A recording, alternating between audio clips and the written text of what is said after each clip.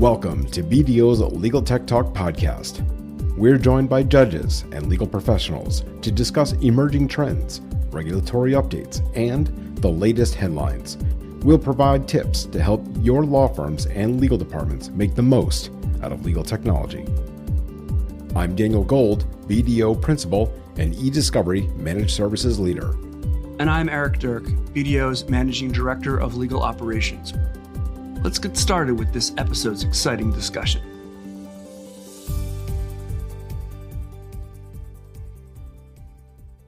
And welcome back to another episode of BDO's Legal Tech Talk. And we are again here live at the Running Legal Like a Business conference in Las Vegas. And right now, Eric and I are really happy to be joined here in this room with Jennifer McIver. She is the Director of Legal Operations and Industry Insight at Wolters Kluwer. Jennifer, it is so great to have you. Thank you so much. Thank you so much for inviting me today. Well, this is great because for a lot of reasons, namely because you are the backbone to so much that is happening in the industry. You have been propped up by Eric as being the e-billing expert, and there's so much to unpack with that very lofty title you've been given by Eric. You know, I actually did not grow up thinking I was going to be the e-billing expert. You know, I thought I was going to be a forensic pathologist and go to medical school. And, you know, unfortunately for saying this, dead people don't talk back. But yet here I am at a conference talking to everybody. So it's quite an interesting journey in that aspect. So tell us a little bit about your role and what it means to be this expert in e-billing. For me, I think really my role at Wolters Kluwer is to facilitate the communication and the information between our technology as well as the industry, our clients, people that we can reach, and really to be somewhere like at Running Legal right now is to just engage and to find out what's going on and what's going to help, because that's important. We don't want technology for the sake of technology. We want to really understand the problems. And so I'm out there, I'm at events, I'm having the conversations, and I'm really trying to facilitate those conversations so more people feel comfortable to speak out about what they're doing, not only their successes, but the roadblocks they're having, because those are the challenges that we can really try to help with.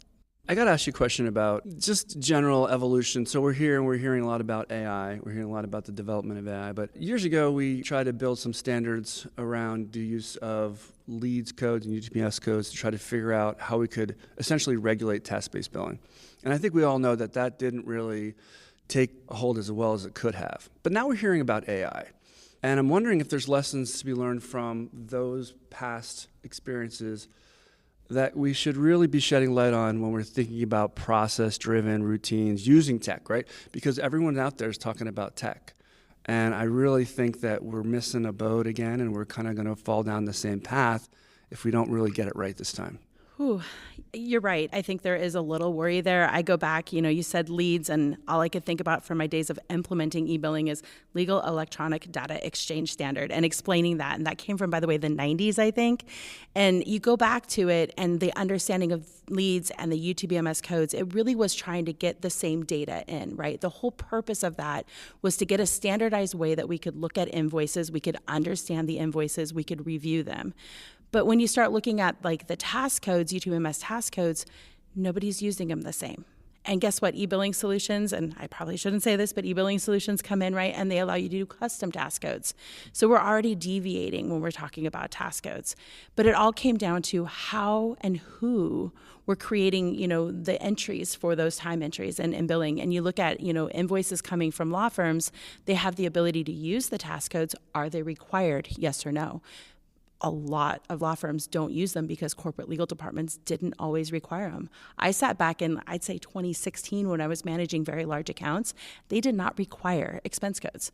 They would have $2 million of absolute unexplained data and expenses, not knowing where it is. So how to me that relates to AI, it goes back to data. You have to know where your data is. You have to have a process behind it. It goes to the age-old people process technology. You have to make sure that whether it's your in-house lawyers or your outside counsel are on board with wanting to give you that data in that process way or in that, more standardized way. And I think AI, we're taking that away a little bit in the aspect that we can go and we can read it without the coding, but where's the data coming? Who's actually putting the data in? And this goes really far back, but if you go to law firms and invoices, who's putting the data in those invoices? It's not always the attorneys doing the work who know the best about what kind of work that was. It could be their paralegal, it could be a billing clerk who just needs to get it in because they need to get that invoice in to get it approved, to get it paid. So that goes again to, you have to get back to the foundation of the structure and how you're going to get that data. Let's back up just a little bit, though, because for the listeners, they hear a lot of acronyms here, and a lot of people understand what UTMBS is, and you also explain what LEADS is. But it's really important, and I wish we did have more time together today to talk about this, but give a backbone understanding, a foundational understanding as to what UTMBS was supposed to be and what it is still supposed to be, and why that is so important. I think it's Uniform Task-Based Management System. There you are. Ooh, I don't know if I got the S right, though. But the idea really was to be able to classify and to categorize the work in order to, be able to look at it and see what's actually be done. It's to help review the invoices. It's help to review the budget. Hopefully, it would get you to a phased budget or some other way to move forward with those hourly rates. And who benefits the most when that is done correctly? I think both do. I think if you look at e-billing and what law firms would say is, well, it's clearly all for just the corporate client. But honestly, when you're having those conversations, everybody is going to benefit when you have clear and transparent communication and you're on the same page. So I think it's everyone. I'm not going to say that it's just the corporate legal department that benefits. But there are a lot of companies, to your point, that don't enforce the requirement for outside counsel to fill that out. And then when they don't fill that out, to Eric's very good point a moment ago, is like, if we're going to talk about AI in the context of e-billing and getting to a better place, you just made an excellent point a moment ago to Eric's question, which is data. But if there's this idea that this is so important and it's also not being enforced, then we have this conundrum here where AI can only confuse things because we're dealing with bad data. And really, it's those corporate legal departments that haven't enforced it, that haven't structured the data, that haven't been rigid with their law firms on how they're bringing that data in the invoices, that are looking for AI to be that, I'm not going to hit the table here today, but that easy button, right? And they're looking forward for that, and they're not going to have that. That's where, Eric, that's where it's going to fail, because you don't have that structure. And if you're not pushing back on your law firms to get that data, how are you going to continue to go forward and to have a better view of it? Yeah, you say people, process, technology. I think there's a couple other missing elements that we just take for granted. One is good, clean data. And good, clean data is really built by standard nomenclature and taxonomies and conventions that everybody could share, but we're missing that. And then we're missing standards. So people, process, technology, data, and standards, right? So those code levels were meant to be standards, but when you get in the way of good, clean data and standards, then you get into this idea of saying, you got to do it this way, and you can't really deviate. And if you deviate, there's going to be some penalties. Well, people don't want to jeopardize their relationship. But one of the things that I've seen with code management is you have kind of two schools of thought, which is teams build out these super elaborate codes, and it's a constant cycle of kickbacks and reviews, and creates a lot of disruption in the relationship. Right. It's also disruption in your technology, because when you're getting that, there definitely are solutions out there that can handle that customization, but the more and more you get that, the harder it is to keep track of, the harder it is to manage and enforce, and one change is going to mess up your entire process, your entire report that you just built.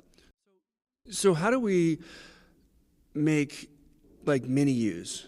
How do we build a level of capability from your knowledge base to say, there's kind of different grades and classes of doing this right. And there's not always one way, there's not always a specific standard per se, but there's different classes of standards. So how do you think through this level of maturity, but also a level of quality and goodness to make sure that you're actually paying a bill and not disrupting a relationship?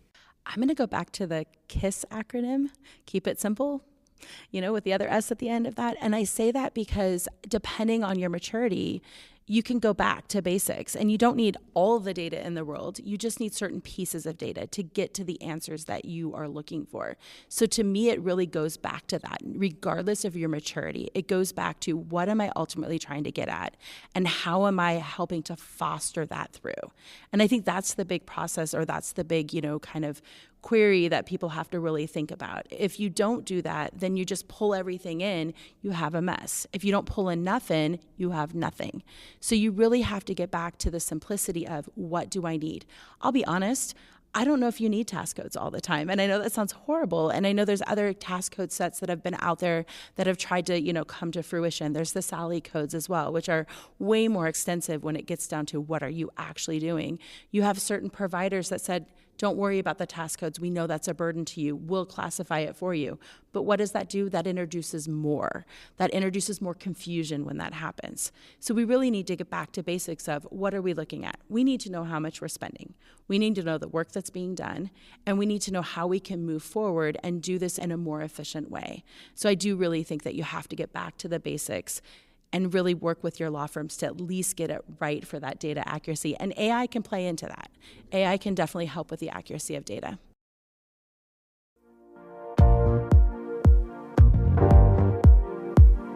Legal teams are struggling to manage resources, maintain compliance, and adopt new technologies. BDO's legal operations team can help. We enhance efficiency, reduce costs, and support compliance, so you can run your legal department like a business. Schedule a meeting with us today at BDO.com.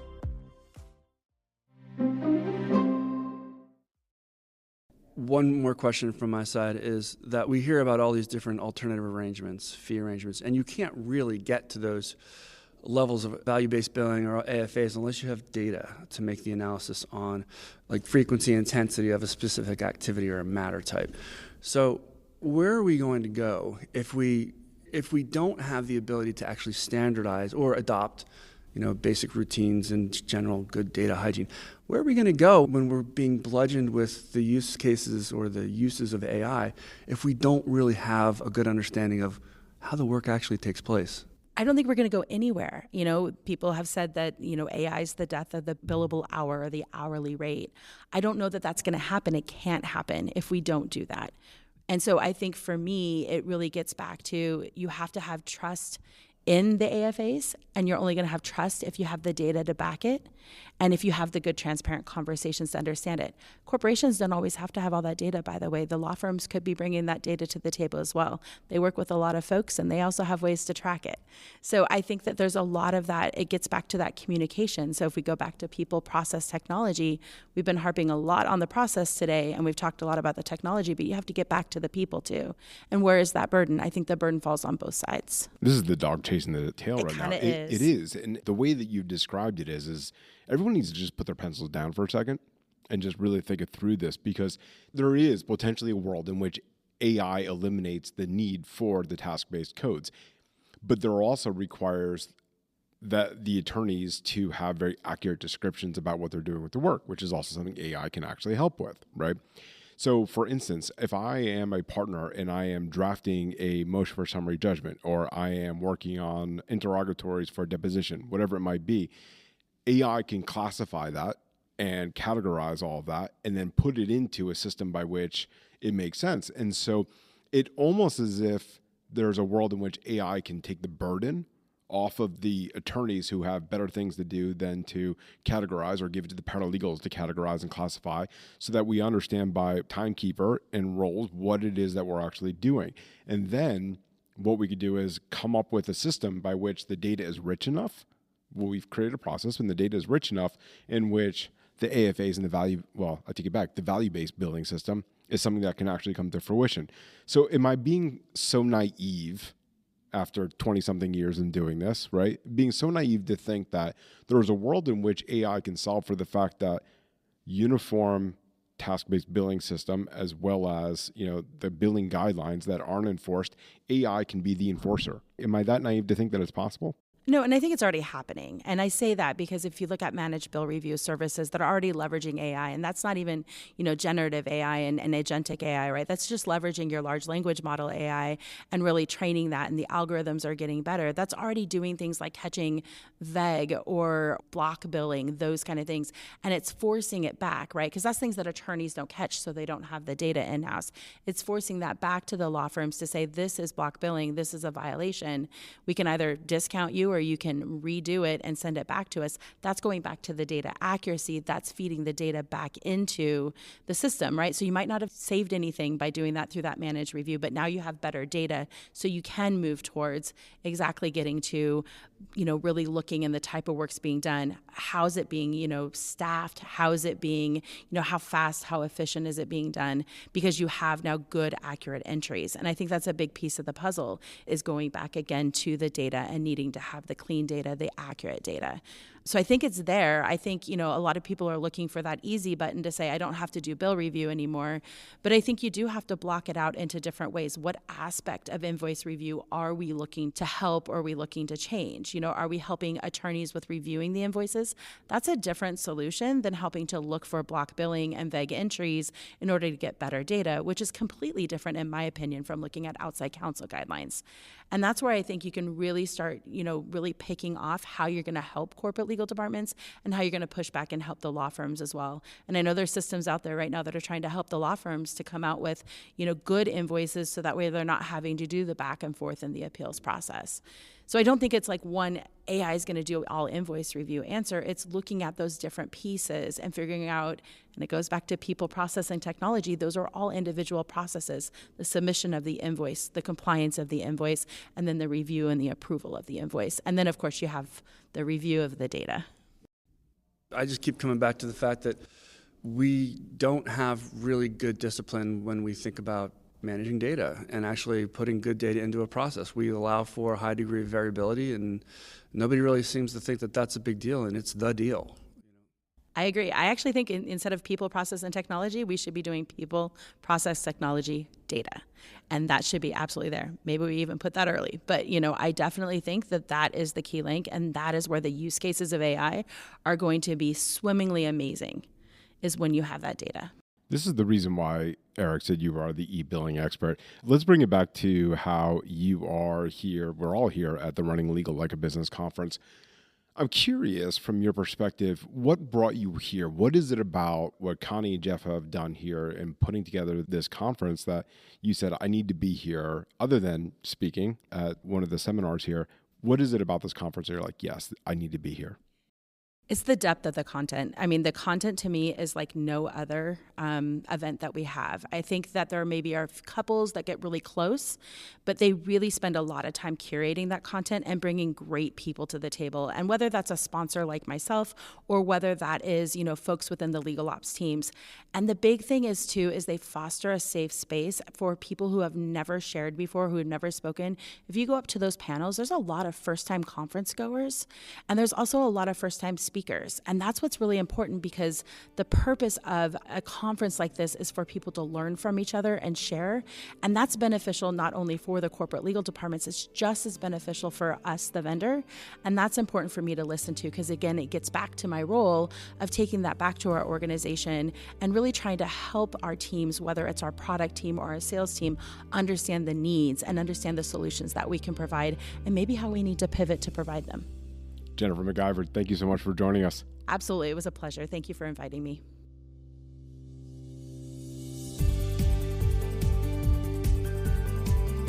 Thanks for joining us on BDO's Legal Tech Talk podcast. If you're enjoying our podcast, don't forget to rate, review, and subscribe for more episodes. On BDO.com, you'll find all of our episodes, transcripts, and ways to continue the conversation. Until next time, this has been another episode of BDO's Legal Tech Talk.